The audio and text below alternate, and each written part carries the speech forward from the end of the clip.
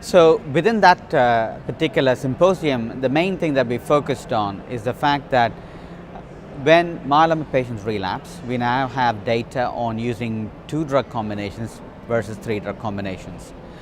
Keith Stewart from the Mayo Clinic presented data on 3 drug combinations, and what I did is presented data on 2 drug combinations.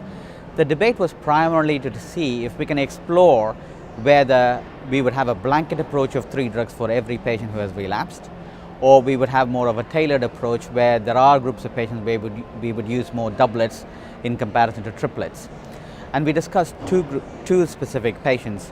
One of them was a young patient who had relapsed after about 3 years of therapy. She was 51 when she was diagnosed, and it was very obvious that the very strong data that's available on 3 drug combination was the way that the audience wanted to go after we presented our arguments around 2 drugs versus 3 drugs, which is clearly appropriate because 3 drug combinations does give you more depth of response in comparison to 2 drug combinations.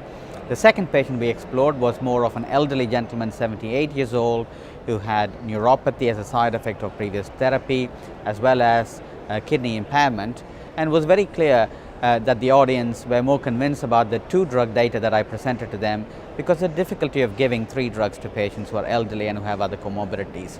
This just tells you that there are going to be more treatment options available to myeloma patients. There are more trials. There is almost a big trial being published every couple of months, which is changing standard of care. And therefore, when clinicians start treating patients within their clinic, they really have to think about what the real options are for their patients. And hopefully, that's what Keith and myself have set out in that session around when to choose your doublet treatment options and when to choose your triplet treatment options.